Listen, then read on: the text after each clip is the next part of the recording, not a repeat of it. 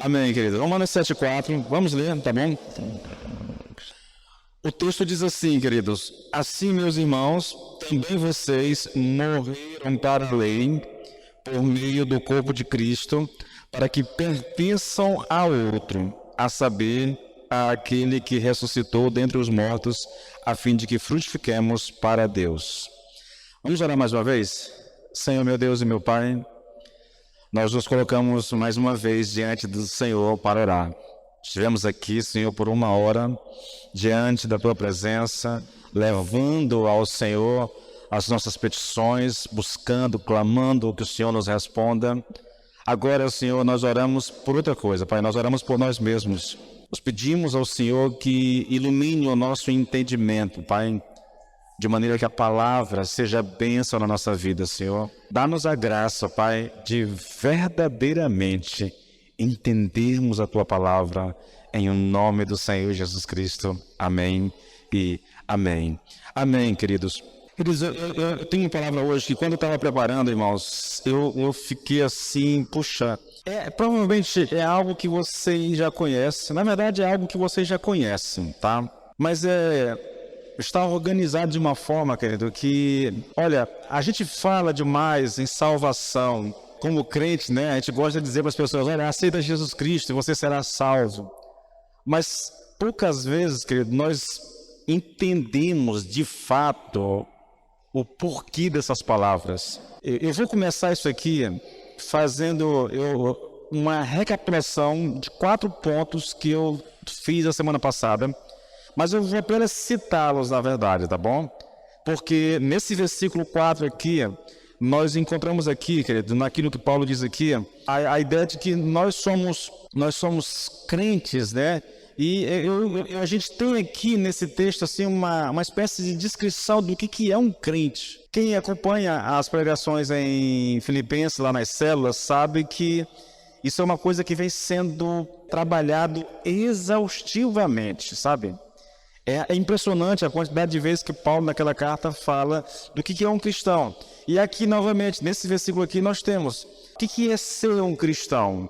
Eu disse, ser um cristão é algo completamente radical. Tem a ver com viver e morrer, irmãos, tá? Não é só uma mudança no meu comportamento, na minha roupa, nas minhas atitudes, no lugar de culto. Eu ia para um lugar A, agora estou no lugar B. Não, querido, ser cristão é algo completamente radical. A segunda questão é que ser cristão significa estar numa relação completamente nova com Deus. Antes, a gente tentava ganhar o favor de Deus fazendo ou deixando de fazer alguma coisa, né? Era assim que a gente julgava a nossa relação com o Senhor. Hoje, isso não é mais assim, ou pelo menos não deveria ser mais assim. A nossa relação com o Senhor se dá por meio de Jesus Cristo, da sua graça, tá bom? Da fé naquilo que Ele fez. Terceiro, ser cristão significa ter um propósito completamente diferente de qualquer outro propósito que a gente já teve. E o propósito aqui, que Paulo diz aqui para nós, que o cristão é alguém que dá fruto para Deus. O propósito da vida do crente é dar fruto para Deus. Tá? Não é viver para si mesmo. Ele não viu o crente. Eu estava ontem na casa da Iracema do Céu, lá do Céu, falando sobre isso. O crente não é alguém que vive para si mesmo, tá bom? O crente, ele vive para Deus. O propósito da vida dele é glorificar a Deus, é dar frutos a Deus. E por último, eu disse que ser cristão significa receber um novo poder, uma nova capacidade, uma nova vida. Isso é ser cristão. Agora, eu quero fazer uma espécie de aplicação desses 4 testes, tá? Seria mais ou menos assim, irmãos. É lógico, eu citei isso aqui a semana passada, a mensagem está em vídeo no YouTube, no Instagram, no Facebook. Se você quiser olhar em detalhe lá, a mensagem está lá. Mas a questão é, você ouviu as 4 características, né?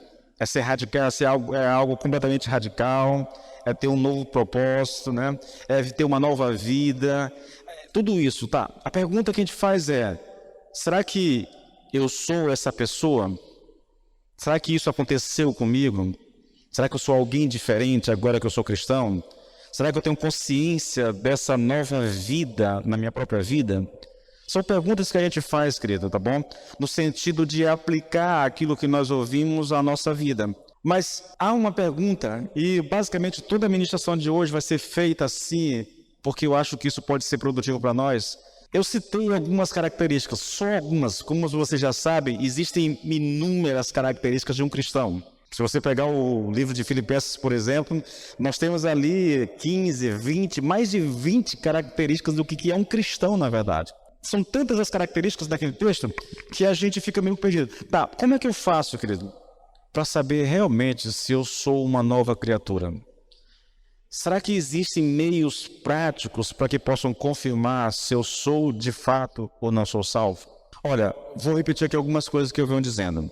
Eu acredito, pelas Escrituras Sagradas, e eu posso mostrar textos e mais textos. Na verdade, eu digo a vocês que todo o capítulo 5, todo o capítulo 6 de Romanos prova de maneira definitiva que uma pessoa que realmente foi salva, que ela nasceu de novo, ela jamais perderá a salvação.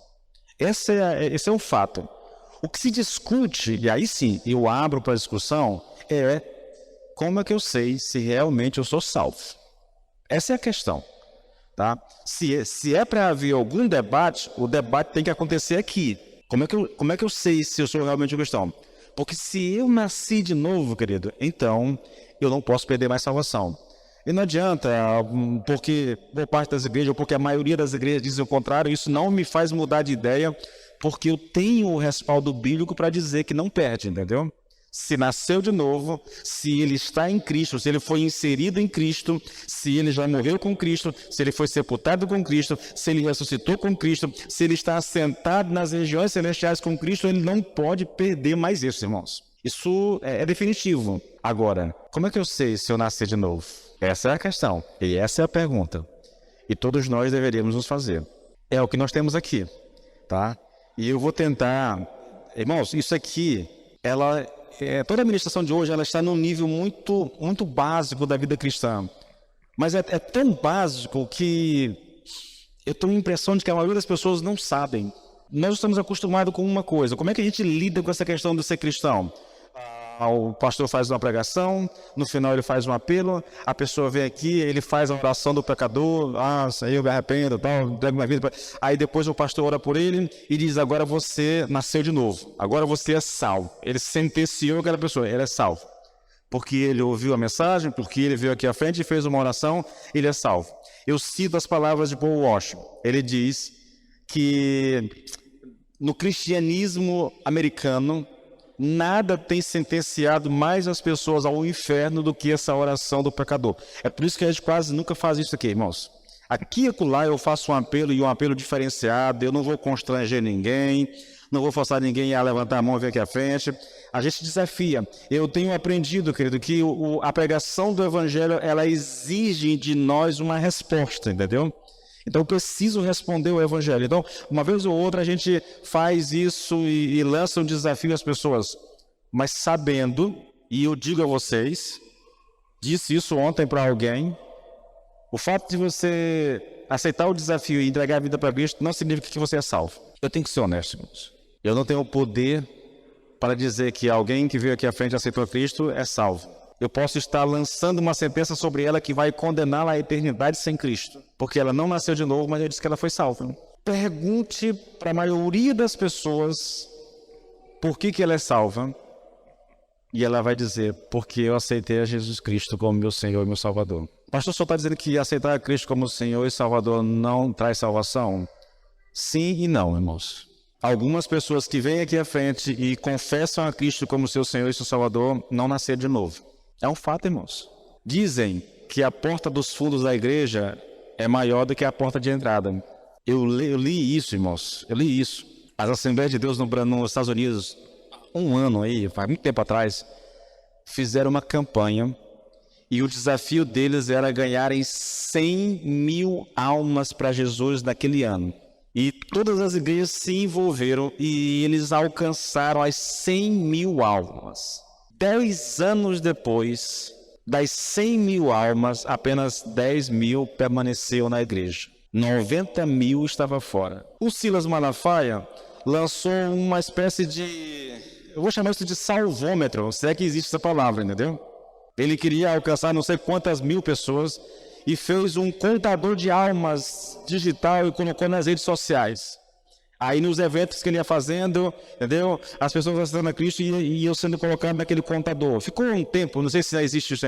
Não acredito numa vírgula daquilo. Irmãos, não estou dizendo que ninguém será salvo.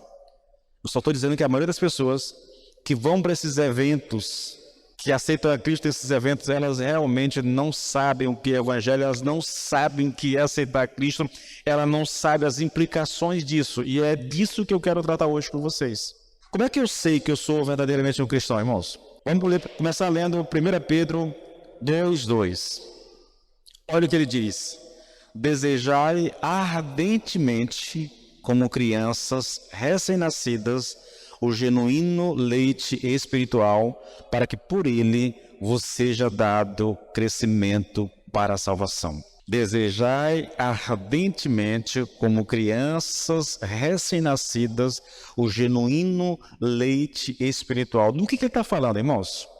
Eu posso sintetizar isso aqui em duas perguntas mais básicas. Querido, isso aqui é um nível muito básico mesmo, mas eu quero que você tenha um entendimento, tá bom? A primeira pergunta que eu faço aqui é: você gosta dos cultos? Pastor, o que isso tem a ver? Não, é só responda, você gosta dos cultos? Porque isso que Pedro descreveu aqui não é verdade a respeito do homem natural, daquele que não é cristão. Ele não gosta. Eles vêm, querido. Olha o texto. Desejai ardentemente, como criança recém-nascidas, que genuíno leite espiritual é esse, querido? Ele está falando do aprender a palavra. Ele está falando de certa forma, do congregar, do estar junto, entendeu?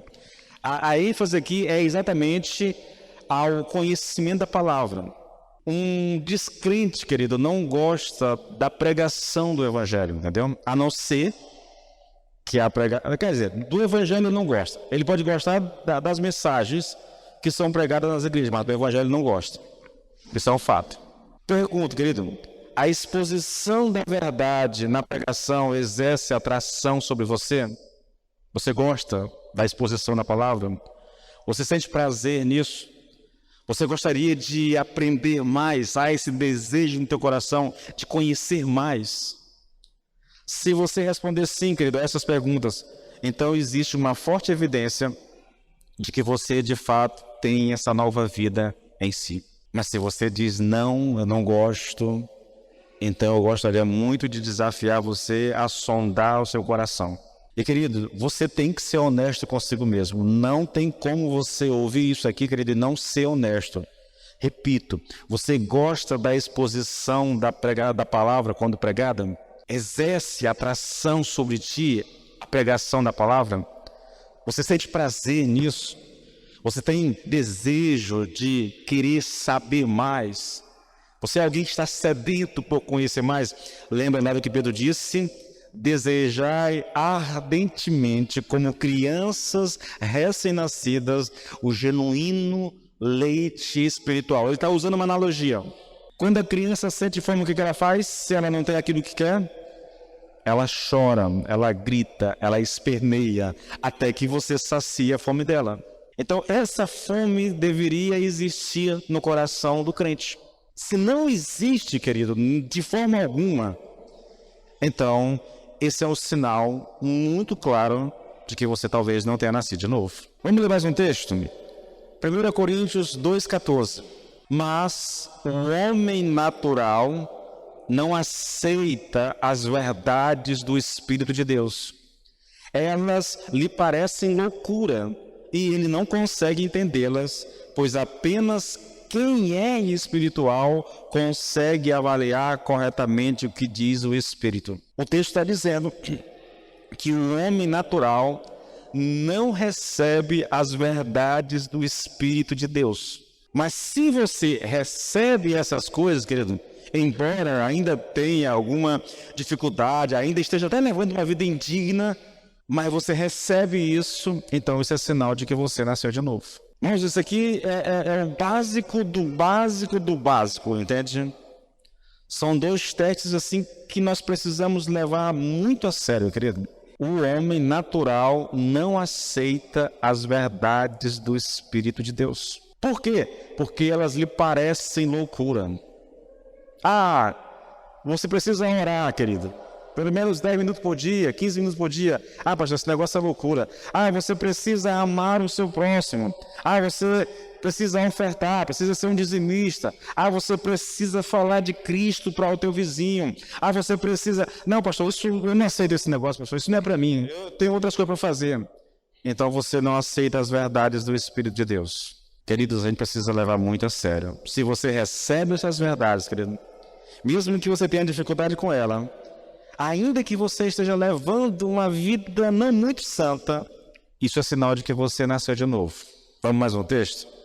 Romanos 8:7. Porque a inclinação da carne é inimizade contra Deus, pois não está sujeita à lei de Deus, nem mesmo pode estar. O que Paulo está dizendo aqui? Que o homem natural, ele é inimigo de Deus. E por que ele é inimigo de Deus? Porque ele não quer se sujeitar à lei de Deus. Novamente, queridos, novamente. Se eu sou alguém que ouça a palavra de Deus e diz, mas eu não concordo com isso. Mas eu não aceito isso. Mas você está agindo como um homem ímpio ou como uma mulher ímpia, entendeu? Nós precisamos ter muito cuidado com a maneira como nós lidamos com a palavra, querido. Talvez você não goste do pregador, e porque não gosta do pregador, não concorda com o que ele está dizendo. A pergunta que você deve fazer não é essa, e a questão não é se você gosta ou não do pregador. A questão é, o que o pregador está dizendo é verdade? O que o pregador está dizendo é bíblico? Essa é a pergunta. Se eu gosto ou não gosto, isso é o de menos, entendeu? Mas o que ele está dizendo é essa questão, querido. Olha esse texto, agora, numa nova tradução, e ele um pouquinho mais completo. Porque a velha natureza, e eu não gosto dessa tradução, porque Paulo aqui, eu estou lendo Romanos 8:7, tá bom? Novamente, só que numa tradução diferente. Aí nessa tradução, ele coloca aqui a inclinação da carne, ou ele coloca aqui o homem natural como velha natureza. Não gosto dessa tradução, tá bom, querido? Ela não é correta. Paulo está falando do homem natural. O homem natural é o homem que não nasceu de novo. Porque a velha natureza, eu e vocês temos, entendeu?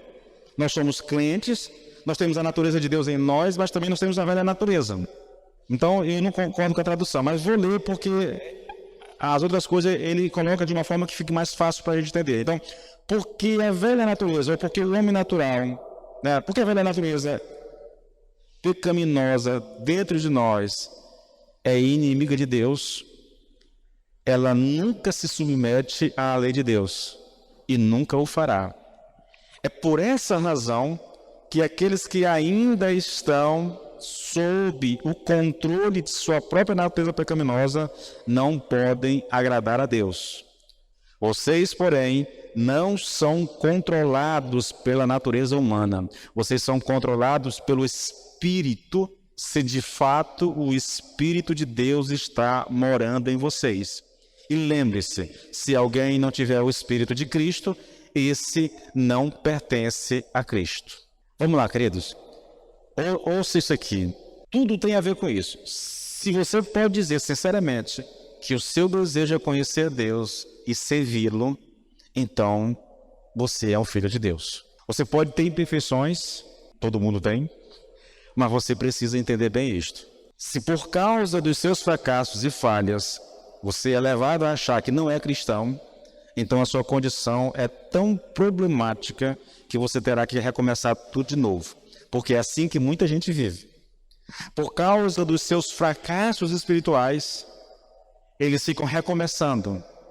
Eles aceitam Jesus aqui hoje, e eles permanecem uma semana, 2 semanas, 1 mês, na fé, alegre, aí eles pisam na bola.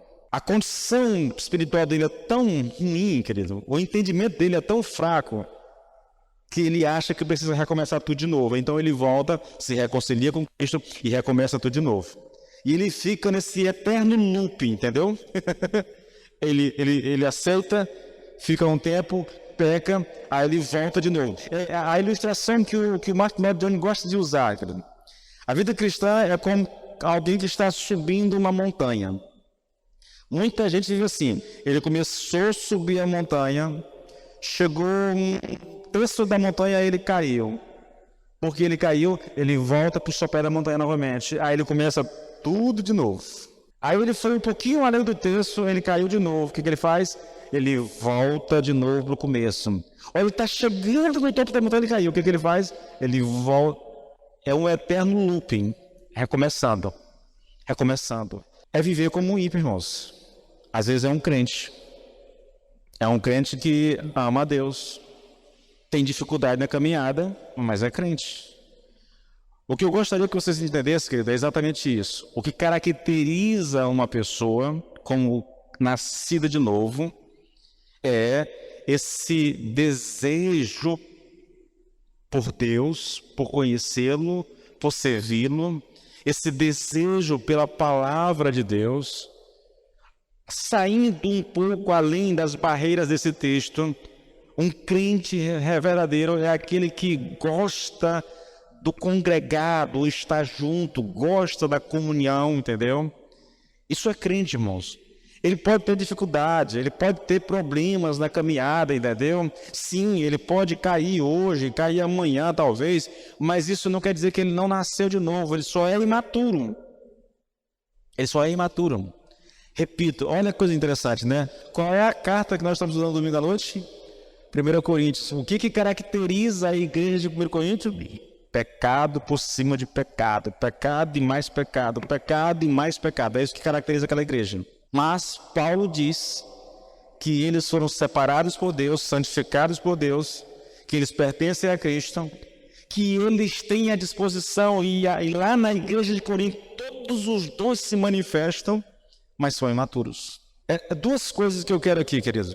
Uma, que você seja honesto o suficiente em sondar o seu próprio coração. Você realmente gosta de ouvir a palavra de Deus? Você sente prazer? Você tem desejo de conhecer mais ainda? Se não tem, irmãos, querido, eu preciso te dizer isso, irmãos. Se você não tem, querido, eu não acho que você seja crente. Vou ser muito franco contigo. Eu não acredito que o Espírito de Deus, o autor da palavra, habite dentro de mim, que ele opera em mim o querer e o realizar, e no entanto eu não quero. Pode um negócio desse? Eu não quero conhecer a palavra. Eu não quero conhecer Deus. Eu não quero servir Deus, na verdade. Eu quero viver para mim mesmo. A igreja é só um detalhe, entendeu? Irmãos, isso é muito difícil de aceitar, querido.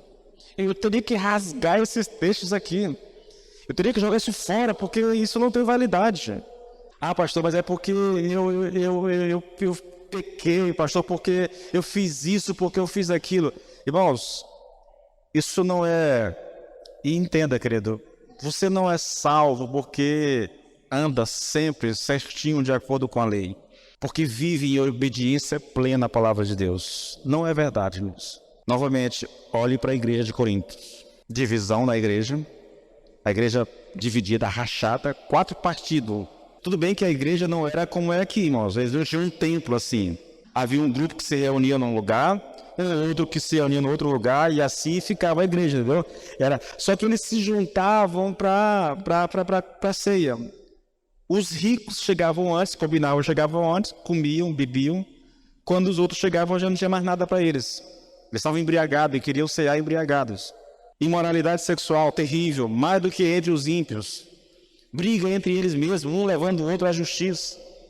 Disputa pelos dons. Mulheres que não aceitam a disciplina da igreja, entendeu? Que estão questionando a questão da disciplina da igreja. E problemas e mais problemas, querido. No entanto, santos, separados por Deus e para Deus. Que isso fique bem claro, querido. Que a nossa fraqueza não nos leve a entender que nós não nascemos de novo.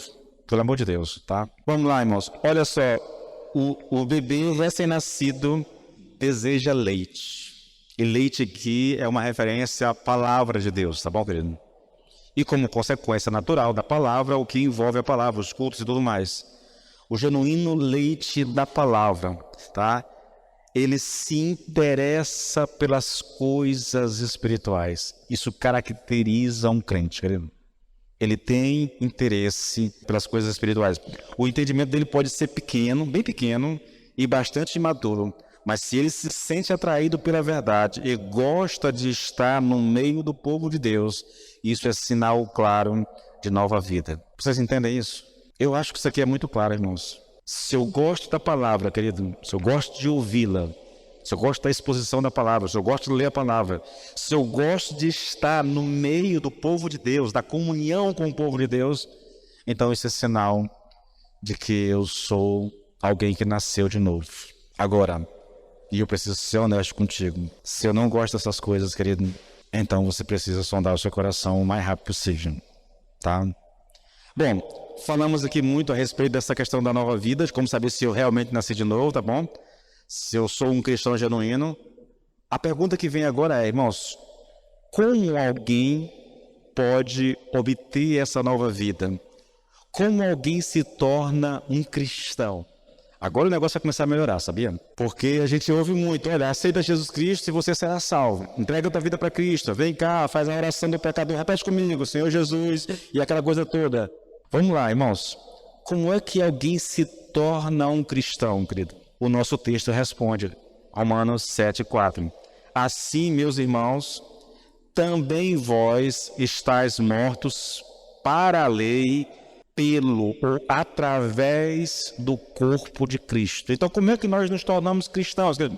Pelo corpo de Cristo. A salvação, querido, é e está em Jesus. Somente em Jesus, querido.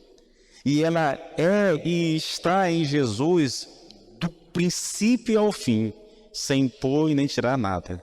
Veja, querido, aqui eu vou citar Lord John, irmãos, uma citação até longa, mas eu gostaria que vocês atentassem bastante para o que eu vou dizer aqui, querido. Olha, ele diz assim, quando vocês conversarem tudo para saber se eu tenho nova vida, tá bom?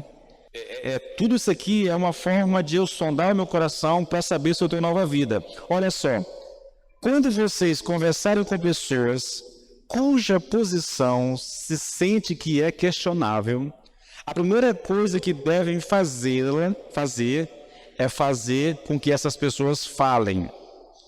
Induzam-nas a falarem o que pensam do cristianismo, o que elas acham que é o cristianismo. Se elas se consideram cristãs, façam com que elas exponham por que se consideram cristãs. Estimulem-nas a falar nessa direção. E quando fizerem, concentrem-se numa só coisa. E o que é essa só coisa?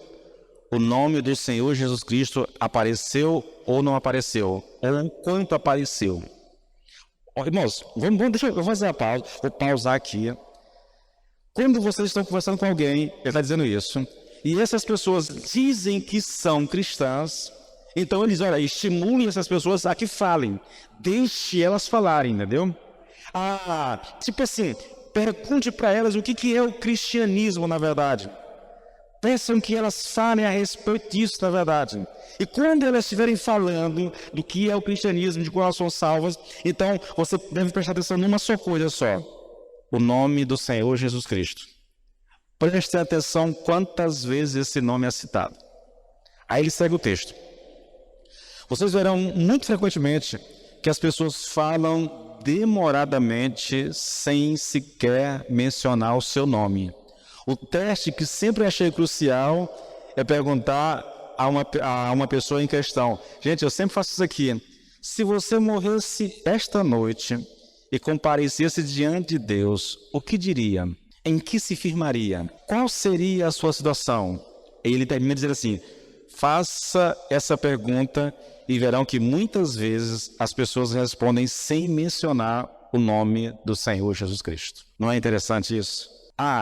Eu sou salvo por meio de Jesus Cristo. As pessoas dizem isso. Mas quando você pede para ela falar a respeito da sua salvação, ou se ela se acha salvo, eu já perguntei, se você morresse hoje, aqui entre vocês muitas vezes, nas células, se você morresse hoje, você iria para o céu? A resposta é, pastor, se eu morresse hoje, não. Por quê? Porque aí a pessoa começa, porque ela cita o que ela não está fazendo, e que ela acha que deveria fazer para merecer o céu. E ela exclui completamente a obra de Jesus Cristo. Olha o que Lord John diz, querido. Há uma só coisa que se pode dizer a tais pessoas. Não são cristãs. O cristianismo é Cristo, ele é central, ele é vital, ele é tudo em todos. Não importa quão virtuosa seja uma vida, quão altamente moral pareça ser, se não for totalmente dependente do Senhor Jesus, do que ele fez, isso não é cristianismo. Queridos, eu gostaria muito que vocês entendessem isso. Eu acredito, mesmo falando disso exaustivamente aqui nas células, ouça as mensagens que eu tenho pregado, querido. Ouça as mensagens. Todas elas eu termino apontando para Cristo. Todas elas eu termino apontando. Porque Cristo é essencial, irmãos. Não há cristianismo sem Cristo. Não há salvação sem Cristo. Não há vida em Deus sem Cristo, irmãos. Ele é a base de tudo isso. É o nome de Cristo, é o sacrifício de Jesus, é a sua morte na cruz que sustenta toda e qualquer posição cristã. Se nós tirarmos ele dessa equação, querido, então não resta vida cristã para nós. Vamos lá. Deixa eu tentar acompanhar aqui, querido. Olha. Vimos como alguém tem acesso a essa nova vida, né? Como alguém se torna cristão, que é pelo corpo de Cristo. Entretanto, nós precisamos fazer, ou ser ainda mais específico a respeito da salvação. Eu disse que a gente se torna uma nova vida por meio do corpo de Cristo. A pergunta agora é, como o Senhor Jesus Cristo nos salva? É outra coisa que as pessoas geralmente falham nas suas respostas. Novamente, vamos olhar para o texto mais uma vez, querido? Assim, meus irmãos, também vós estáis mortos para a lei pelo corpo de Cristo. Se eu perguntasse, se eu escolhesse aqui um de vocês, qualquer um assim, me explica como é que você foi salvo. O que você me diria? Alguém saberia responder, querido? É uma pergunta retórica, mas você saberia responder para si mesmo como você foi salvo? Eu imagino que a resposta da maioria das pessoas, talvez não aqui dentro, mas fora, seja, é porque eu aceitei Jesus Cristo. Mas porque realmente, querido, como realmente Jesus Cristo nos salva, irmãos? A primeira resposta, querido, é que nós somos salvos pela morte de Jesus. Isso é fato. Todo mundo vai saber disso. Ainda que existem pessoas que acreditam, querido, que nós somos salvos apenas pela encarnação de Cristo, tá? O verbo que se fez carne e habitou entre nós é a encarnação de Cristo que nos trouxe salvação. É lógico que a encarnação é importante, sem ela não haveria salvação. Entretanto, irmãos, a encarnação não é suficiente. Existem aqueles que dizem que nós somos salvos pela encarnação e pelo ensino de Jesus. Isso aqui está muito ligado à teologia liberal e às suas ramificações, tá bom? Existem outros ainda que dizem que nós somos salvos pelo exemplo de Jesus. Ele veio nos mostrar como nós devemos nos salvar. Aí a ideia é, quem acha que isso aqui é pelo ensino e pelo exemplo, então ele diz assim, olha, olhe o Sermão do Monte e viva aquilo lá e você será salvo. Eu diria, querido, se você viver o que realmente está no Sermão do Monte, você seria salvo. O problema é quem vive o Sermão do Monte. Quem consegue? Assim como se alguém obedecesse os 10 mandamentos, seria salvo. Mas quem consegue? Entende? Irmãos, por mais importante que sejam esses fatores aqui, encarnação, ensino e exemplo, sem a morte de Cristo naquela cruz, não haveria salvação. É isso que Paulo está dizendo aqui. Assim, meus irmãos, também vós estáis mortos para a lei pelo corpo de Cristo. Nós morremos para a lei pelo corpo de Cristo. Ao dizer, querido, que nós estamos mortos para a lei pelo corpo de Cristo, Paulo está falando aqui claramente da morte de Jesus. Porque o Senhor Jesus Cristo morreu para a lei naquela cruz e porque nós estamos nele, nós também morremos e por isso nós somos salvos. Veja, irmãos, nós não somos salvos por uma ideia, mas por algo que foi feito pelo Senhor Jesus Cristo no seu próprio corpo, quando ele morreu na cruz do Calvário. Somos salvos por fatos e eventos históricos, por coisas que aconteceram com Jesus Cristo. Agora, sabe, eu fui salvo pela morte de Cristo. Isso me leva a fazer uma outra pergunta, irmãos. E por que Cristo morreu na cruz? Aqui nós temos uma questão, irmãos, que poucas vezes a gente prega sobre isso. Por que o Senhor morreu na cruz, irmãos? Porque o Senhor Jesus Cristo disse que se quisesse, poderia convocar mais de 12 legiões de anjos para os salvarem para o céu e assim evitar a morte. Por que ele não evitou? Por que ele teve que morrer? Por que ele se submeteu a morrer por mãos de homens ímpios, na verdade? E a única resposta que nós temos, querido, é que ele fez isso por causa da lei de Deus. Interessante, né? Quando a gente fala, por que Jesus morreu? Por causa ele tinha que pagar o preço. Alguns dizem no nosso meio que ele tinha que pagar o preço do nosso pecado ao diabo. Alguns até ilustram isso com aquela mensagem da ponte, do homem que, né? É bonitinho, é emocionante, irmãos. Mas, não é bem assim, querido. Eu espero que vocês me entendam, querido. Quando o assunto é a minha salvação, o diabo não é problema. O problema é a lei de Deus. Esse é o problema, irmãos. Qualquer ideia, querido, sobre a morte de Cristo que não seja específica e primariamente expressa em termos da lei é uma falsa interpretação da sua morte. Ele não morreu por causa do diabo. Ele morreu por causa da lei de Deus. Irmãos, isso é curioso, querido. Existem algumas pessoas que acreditam, querido, que a morte de Jesus Cristo foi um acidente, fruto da inveja, da crueldade dos escribas e dos fariseus, que a morte não era parte desse processo, não era parte vital desse processo de salvação. Ele não tinha que morrer, na verdade, alguns defendem isso. Ele não tinha que morrer, mas por causa dos escribas, por causa dos fariseus e da inveja que eles tinham de Jesus e da crueldade do seu coração, eles mataram Jesus, mas Jesus não precisava morrer para ter nos salvado.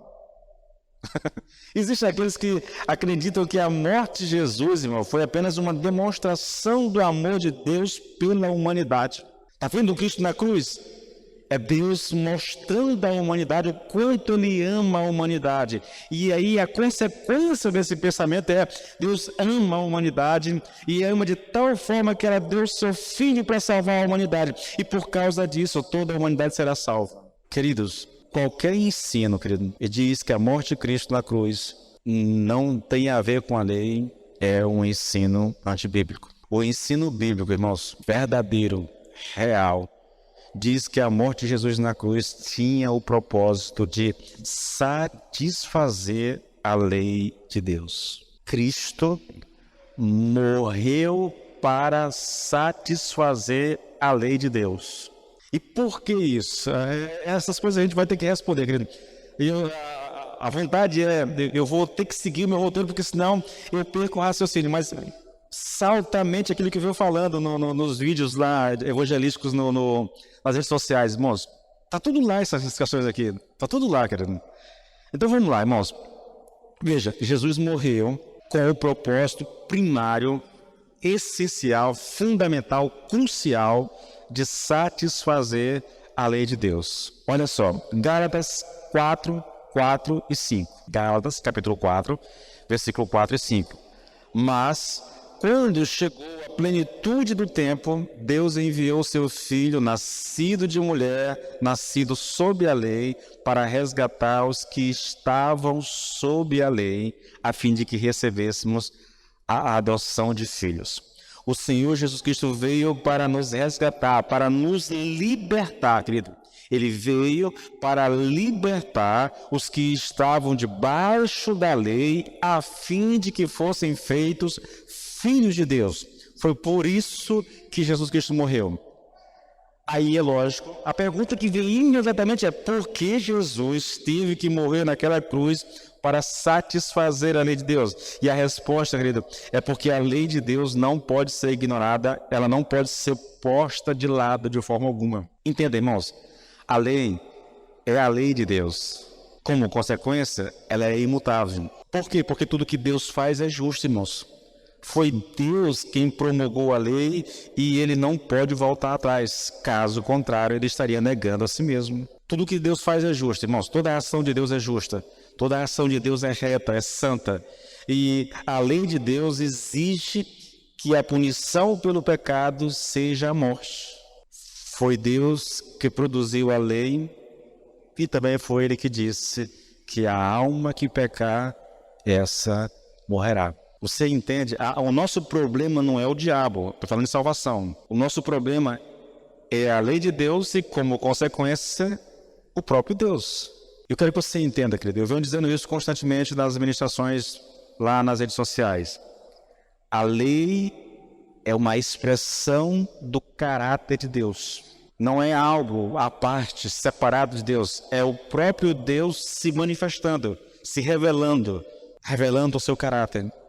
Foi isso que ele fez lá no Monte Sinai, irmãos. Lembre-se, querido, em nenhum outro lugar das Escrituras Sagradas, Deus aparece a uma nação inteira, fala audivelmente a essa nação, dizendo como eles deveriam viver. Não há em nenhum outro lugar, em nenhuma outra ocasião nas Escrituras, Deus fazendo isso. É por isso que nós temos a lei moral de Deus, os 10 mandamentos. Depois nós temos, sim, o que Deus falou com Moisés, que Moisés escreveu, passou para o povo, mas a lei moral de Deus, querido, é a lei pela qual todo ser humano um dia será julgado. Eu gostaria que vocês entendessem. Vocês conseguem perceber, querido, o real problema do ser humano? O problema, querido, é que todo ser humano peca. Nós somos pecadores, irmãos. E porque nós somos pecadores, nós merecemos a morte. E se Deus não fizesse nada por nós, seria isso que nós teríamos. Assim como aqueles que não aceitam a Cristo, portanto não vão ter seus pecados perdoados, vão ter. É isso que exige a lei, irmãos. É isso que exige o caráter santo de Deus. Foi por esse motivo que o Senhor Jesus Cristo veio ao mundo, para nos libertar da condenação da lei. E como que ele fez isso, irmãos? Como é que Cristo nos liberta da condenação da lei? A primeira resposta é que ele se colocou debaixo da lei. Novamente, Gálatas 4:4. Agora, numa paráfrase, para ficar mais fácil. Mas quando chegou a hora certa, Deus enviou seu próprio Filho, nascido de mãe humana e sob ou debaixo da jurisdição da lei. Ele nasceu debaixo da lei. O próprio Cristo se colocou, ele não tinha necessidade de se colocar debaixo da lei, irmãos. Ele era sem pecado, ele nasceu santo, mas ele se colocou debaixo da lei. Foi por esse motivo, querido, que você vai ver Jesus pedindo para João o batizar. Eu diria também que é por esse motivo, querido, que você vai ver Cristo obedecendo a lei, se identificando conosco, entendeu? Ele cumpriu a lei, respeitou, honrou em cada detalhe. Ele foi ao templo, fez aquilo que as pessoas fazem quando estão debaixo da lei. Tudo isso, querido, ele fez. E por quê? Porque ele veio para agir como nosso representante. Ele veio para agir em nosso favor. Ele se colocou na nossa condição. Ele tomou o nosso lugar. Foi o que ele fez. É assim que Cristo, querido, nos liberta da condenação da lei. Primeiro se colocando, ou se colocando debaixo da lei, entendeu? Bom, o problema é que só cumprir a lei e se identificar conosco não era suficiente, irmãos. E por que não é suficiente? Porque nós pecamos e a exigência da lei a respeito do pecado é a morte. E isso inclui aqui, até mesmo, querido, aquelas pessoas e os pecados que foram cometidos antes de Cristo vir a esse mundo. Os sacrifícios lá feitos no Antigo Testamento, eles não podiam perdoar definitivamente a pessoa. Por isso que havia uma festa anual em Israel, onde o sacerdote entrava, dia da expiação, é isso mesmo? Não estou tentando aqui lembrar o nome, acho que é isso mesmo.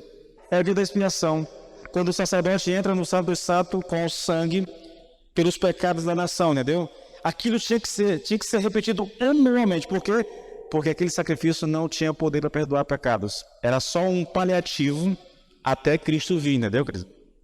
Então, Cristo, quando morre, ele morre não só pelos nossos... Vamos ler o texto que é mais fácil, tá bom? Romanos 3, 23 em diante. Romanos 3, do 23 em diante. Pois todos pecaram, né? Todos aqui, é toda a humanidade, de todas as épocas, tá bom? Todos pecaram, todos fracassaram e estão afastados da glória de Deus. No entanto, Deus nos declara agora justificado das nossas ofensas, das ofensas que lhe fizemos, através da redenção. Deus nos declara perdoado das nossas ofensas, liberto das nossas ofensas, através da redenção. O que é a redenção, querido?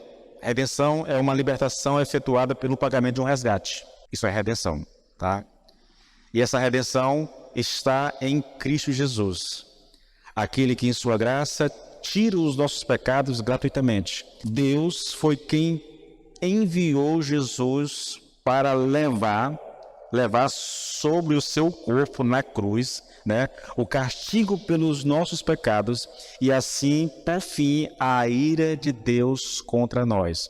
Olha o que Paulo está dizendo aqui. por causa dos nossos pecados, Deus estava irado conosco.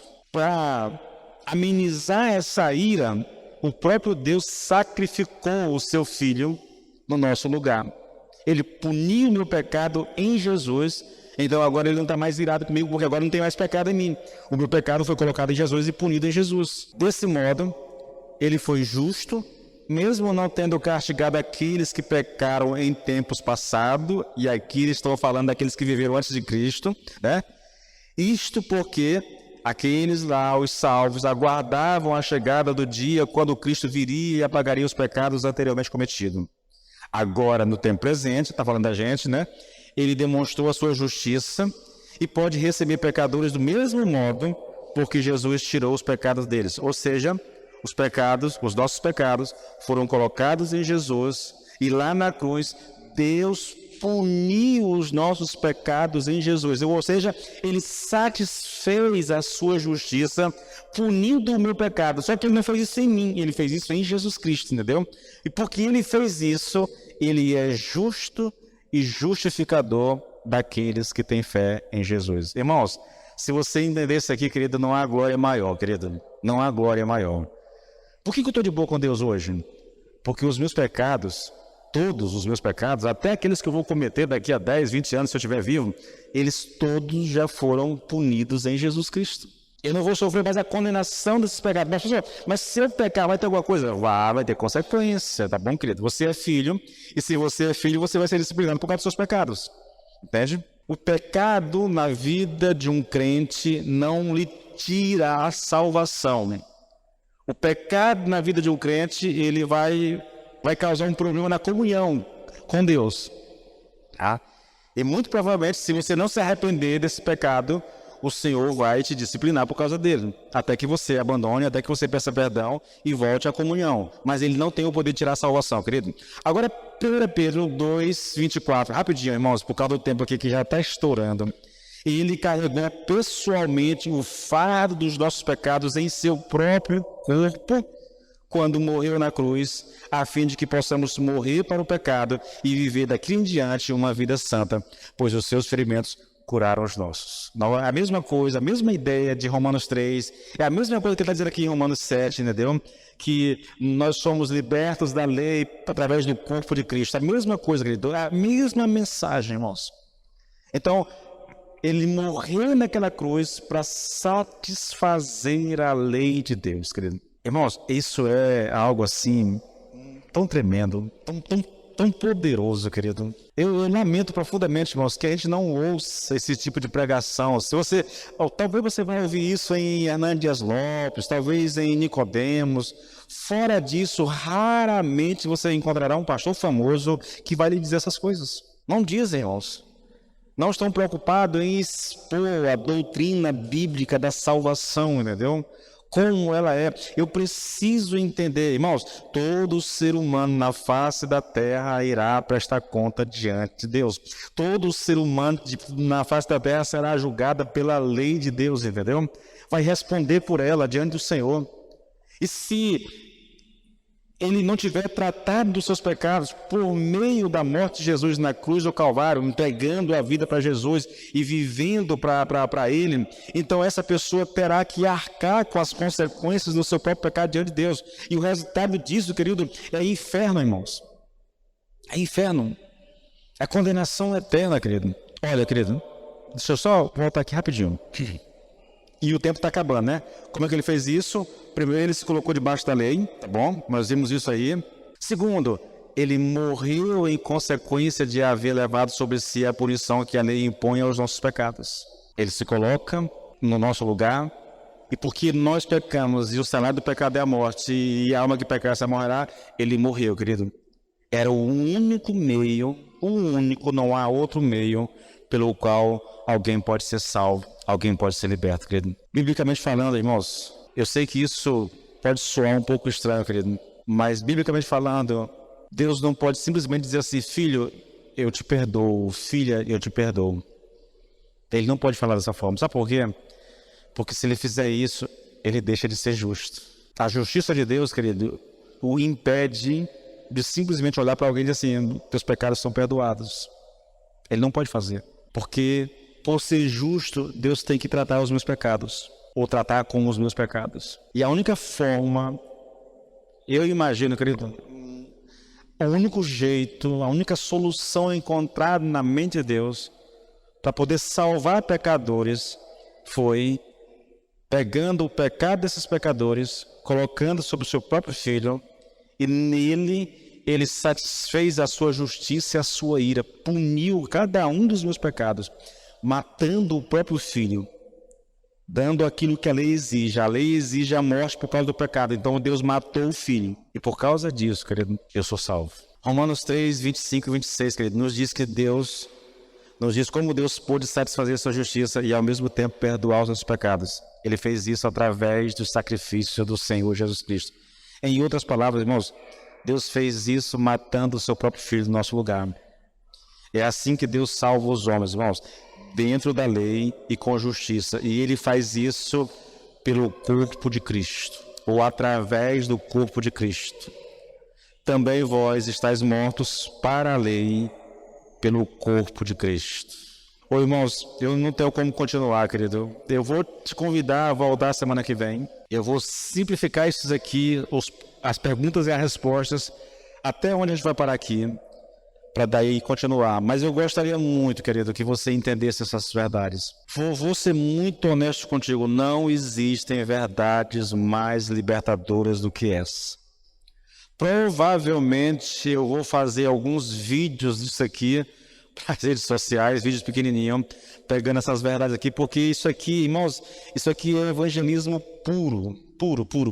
Eu estou lembrando aqui, para encerrar, uma senhora que visitava a igreja que Laudiano pregava, um dia parou ele no final do culto e disse assim: pastor, eu tenho a impressão de que o senhor prega para a gente como se a gente não fosse salvo. Irmãos, sinceramente, querido, eu acho que é uma boa forma de se pregar. Porque quando nós pregamos dessa maneira, querido, isso reflete que existe um temor no coração do pregador. E o temor no coração do pregador, aí eu falo por mim mesmo e por mais ninguém. O temor no coração é de que você caminhe a vida toda para a igreja e não seja salvo. Esse é o temor. Porque eu acredito que não pode existir tragédia maior, irmãos, para alguém que viveu a vida como uma pessoa religiosa, achando que está tudo bem com ela, e quando ela partir para a eternidade, ela se deparar com uma condição totalmente diferente. Foi o que aconteceu com o homem rico da história de Jesus lá em Lucas 16. Rico, e a riqueza era o sinônimo mais claro da bênção de Deus na vida de uma pessoa, para aquela geração, para aquele povo, para aquela cultura. E no entanto ele morre, e quando ele morre vai para o inferno. Eu me preocupo, querido. Sim, a gente trará outros temas, vai abordar, e eu estou expondo a carta, na verdade, então eu não tenho nem como fugir disso. Eu estou expondo o que Paulo está dizendo no versículo 4 de Romanos 7, tá? Isso aqui é só uma exposição que eu estou fazendo. E é lógico, dando a você a oportunidade de você sondar o próprio coração, ou talvez de entender, querido, por que você é salvo. Entender o real significado da salvação, irmãos. Eu estava preparando isso aqui, querido, eu digo, gente, eu deveria ter ouvido isso aqui nos meus primórdios lá de vida cristã, entendeu? Isso é uma coisa que deveria ser ensinada frequentemente à igreja, irmãos, para que as pessoas entendam realmente o que é salvação, querido, como que ela se dá, por que Cristo desceu do céu, por que ele teve que morrer numa cruz, entendeu? Por que os meus pecados são perdoados, por que eu posso ter certeza de salvação? Tudo isso, querido, é respondido nessa mensagem de hoje. Eu espero de todo meu coração, querido, que Deus use isso para te abençoar, ou para te trazer paz completa, entendeu? Certeza de salvação, ou talvez para te fazer repensar a vida e, quem sabe, corrigir aquilo que está errado, tá bom? Vamos orar ao Senhor. Deus, em nome do Senhor Jesus, eu te louvo de todo o meu coração, Senhor, pela tua palavra pregada nesse lugar, pelo privilégio que nós temos de aprender, Senhor, aprender biblicamente, Pai, o que é salvação, por que nós precisamos dela, Senhor, porque sem Cristo nós estamos perdidos, Senhor. Isso é tesouro, Senhor, e tesouro profundo das Escrituras para o nosso coração. Que o Senhor nos ajude a entender. Que o Senhor nos ajude a crer nessas verdades. Em o nome do Senhor Jesus Cristo. Amém e amém.